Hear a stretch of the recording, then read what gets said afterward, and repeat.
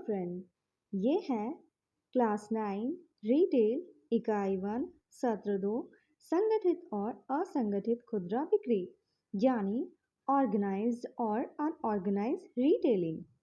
पहला प्रश्न है, असंगठित खुदरा बिक्री क्या है? असंगठित खुदरा बिक्री की विशेषताएं क्या है यानी अनऑर्गेनाइज्ड रिटेलिंग।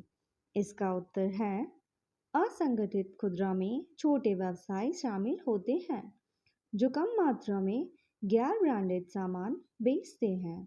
ज़्यादातर छोटे व्यवसाय ही होते हैं जो अपने परिवार के सदस्यों के साथ ही काम करते हैं, या तो ये एक निश्चित स्थान पर कम मात्रा में सामान बेचते हैं या कुछ विक्रेता एक छोटे से भौगोलिक क्षेत्र में इधर उधर घूमकर सामान बेचते हैं। एक असंगठित भारतीय खुदरा विक्रेता आधुनिक तकनीकों का उपयोग करना पसंद नहीं करता क्योंकि उसमें ज़्यादा पैसे खर्च होते हैं। असंगठित खुदरा बिक्री की विशेषताएं हैं, पर्याप्त जगह का अभाव यानी इनके पास कोई फिक्स प्लेस नहीं होता, इसलिए ये इधर उधर घूमकर अपना सामान बेचते हैं।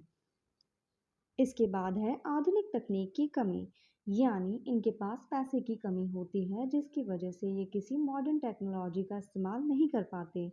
इसके बाद है पैसे की कमी। पैसे की कमी होने के कारण ये किसी निश्चित स्थान पर अपना दुकान नहीं खोल पाते। इसके बाद है अच्छे कर्मचारियों की कमी। पैसे की कमी होने के कारण ये किसी कर्मचारी को अपने दुकान में नहीं रख पाते और अपने परिवार के सदस्यों के साथ ही अपना बिजनेस करते हैं। अगला प्रश्न है, संगठित खुदरा बिक्री क्या है? इसका उत्तर है, यह लाइसेंस प्राप्त खुदरा विक्रेताओं द्वारा की जाने वाली व्यापारिक गतिविधि है।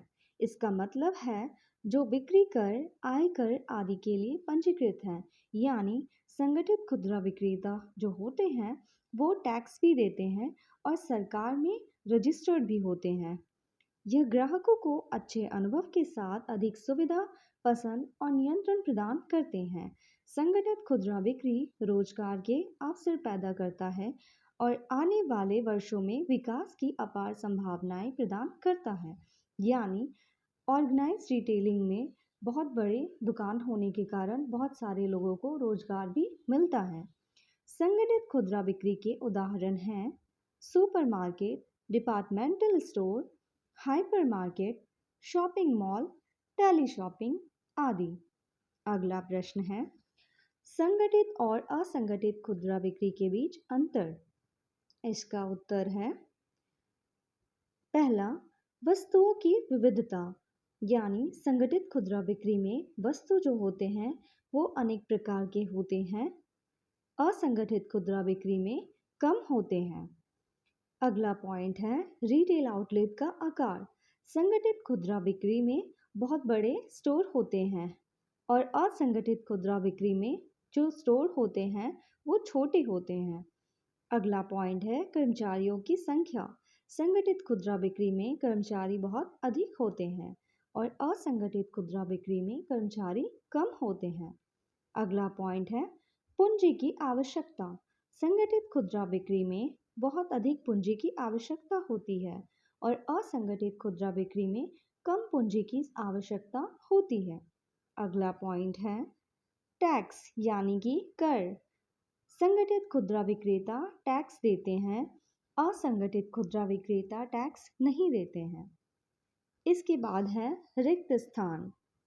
पहला है असंगठित खुदरा बिक्री की विशेषताएं हैं छोटा पारिवारिक व्यवसाय, यानी कि ये अपने परिवार के सदस्यों के साथ ही बिजनेस करते हैं। इसके बाद है पान वाला किराना दुकान असंगठित खुदरा विक्रेता के अंदर आता है। इसके बाद है संगठित रिटेल में बड़ी संख्या में ब्रांड उपलब्ध कराए जाते हैं। अगला है सभी वस्तुओं को एक छत के नीचे बेचना संगठित खुदरा बिक्री कहलाता है। Thank you.